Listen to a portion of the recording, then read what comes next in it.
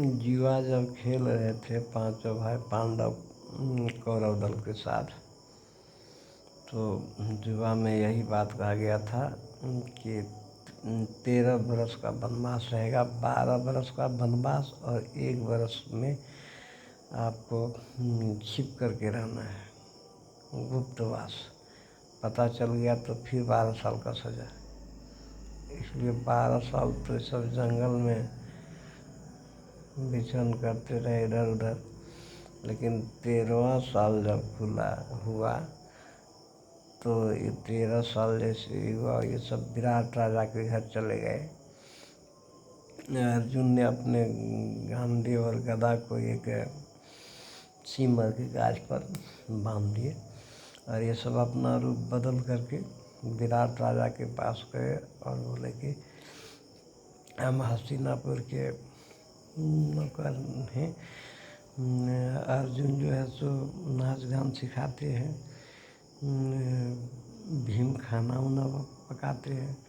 द्रौपदी बोली कि मैं आपके रानी का सेवा शुश्रूषा कर दूंगी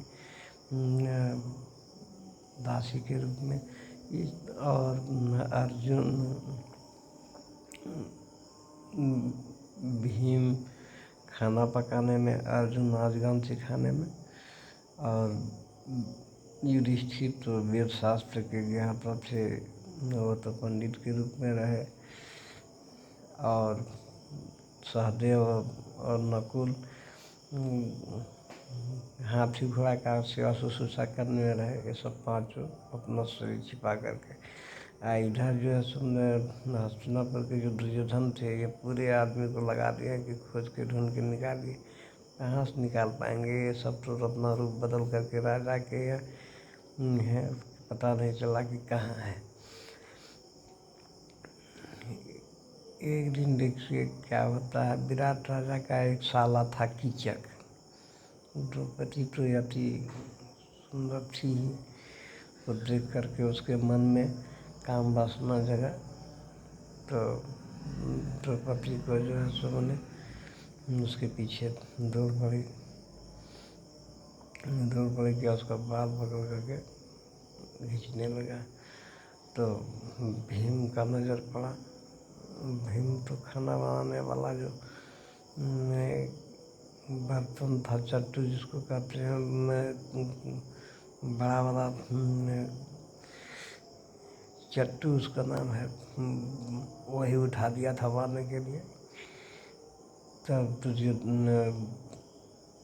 युधिष्ठिर ने मना किया, बोलने नहीं, अभी मारिएगा तो फिर हम लोग पकड़ा जाएंगे, बुद्धि से काम लीजिए।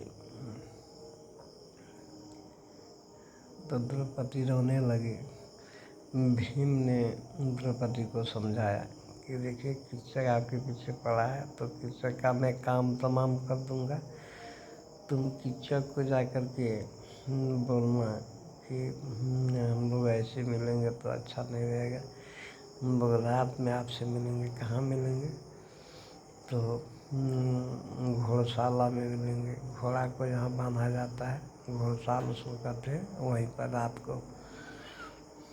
और भीम जो है सो द्रौपदी का रूप बना करके घोड़शाला में पहले से जा करके बैठ गया। कीचक तो गदगद हो गया कि आज मैं द्रौपदी से मिलूँगा।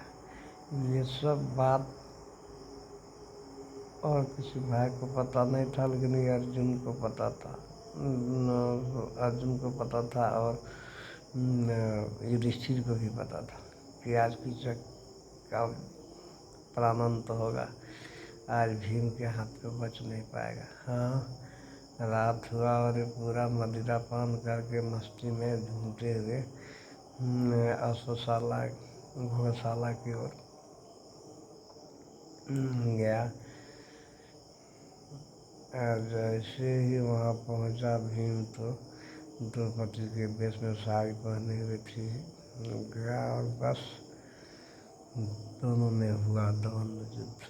भीम का मार, इसका 10,000 हाथी का बल है, उसका मार जिस पर पड़ेगा तो उसको चकनाचूर होना है।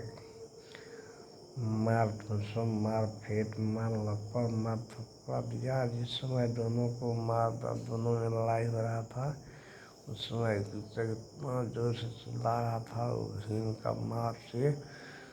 अर्जुन तो उस समय मैंने विराट राजा के लड़की को बीरनाला को जो समय नाच गान सिखा रहे थे, तो जब अर्जुन तो जान गए थे कि अब यहाँ दोनों में लड़ाई हो रहा है, उसको तो पता था। उस समय इतना जोर से बजना बजा रहे थे, ढोलक गिड़गिड़ा रहे थे, इसी पर ढोलक का ही आवाज़ सुनाई दे रहा था। धड़ाधम एकदम धूमधाम एकदम पूरा लग रहा था आज मैंने यही स्वर्ग उतर आया है। इतना गान बजाना धूम, बस उसी बीच में कीचड़ को जो है भीम ने मार दिया है।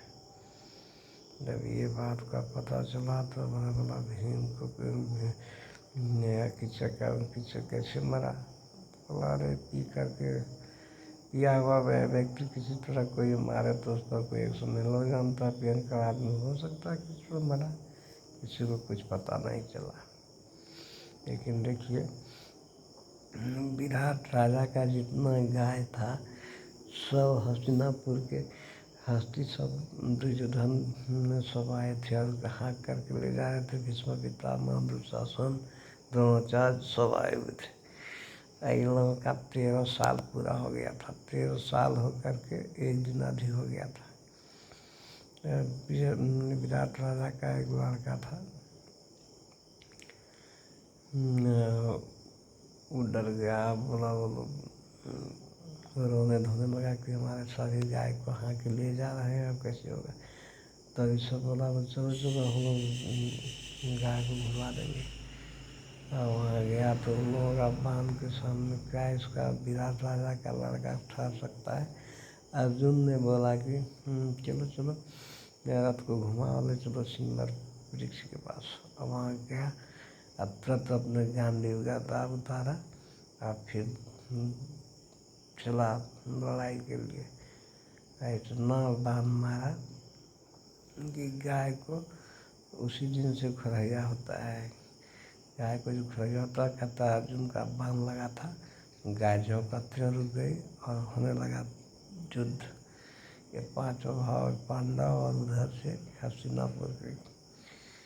तो जब बाण चलता था तो भीष्म पितामह समझ गए कि अर्जुन का बाण है।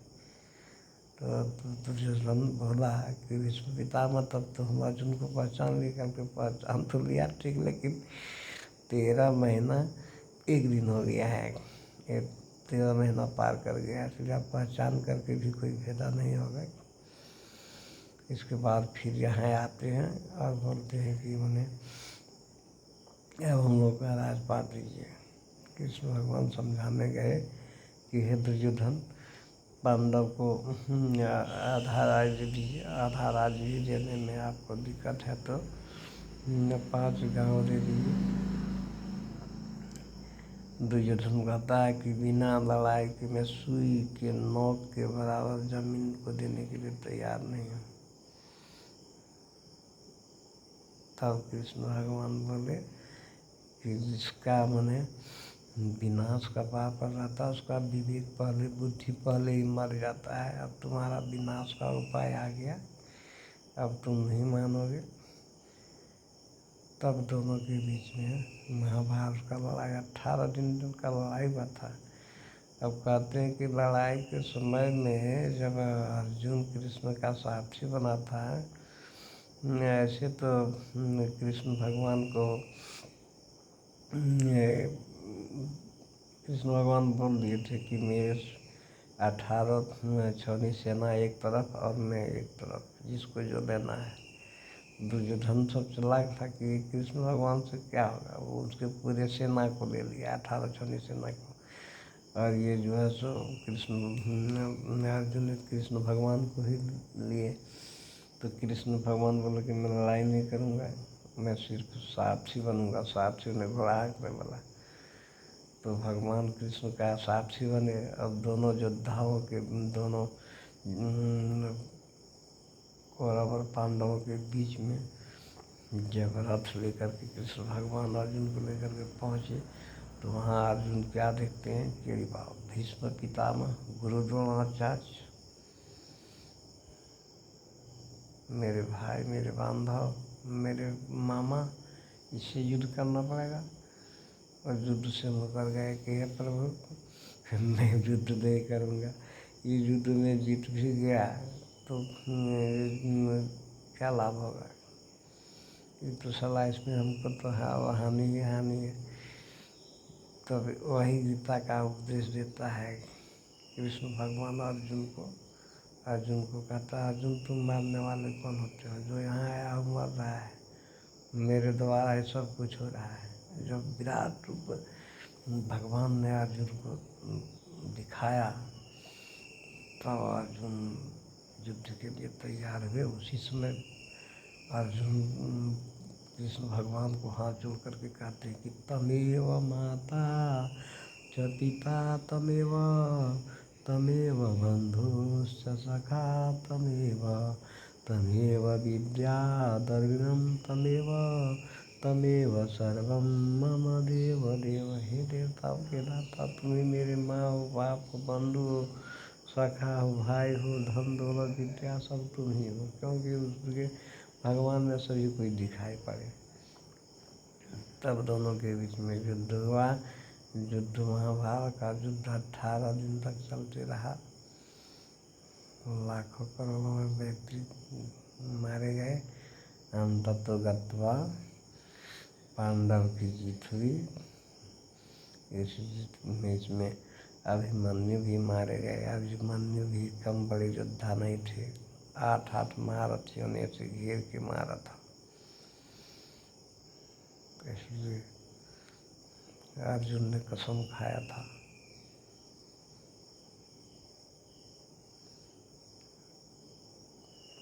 कि मैं भी कल सूर्योदय होने के पहले उस व्यक्ति का नाम मैं भूल रहा हूँ कि उसको मारूंगा। और भगवान ने मौका भी दे दिया, उसको मारा भी। इस तरह करके महाभारत में अभिमन्यु भी कमाल है। इसका होली हम लोग गाते हैं कि भय कोलाहल समर भूमि में अभिमन्यु मारे गए, अभिमन्यु मारे गए हो, अभिमन्यु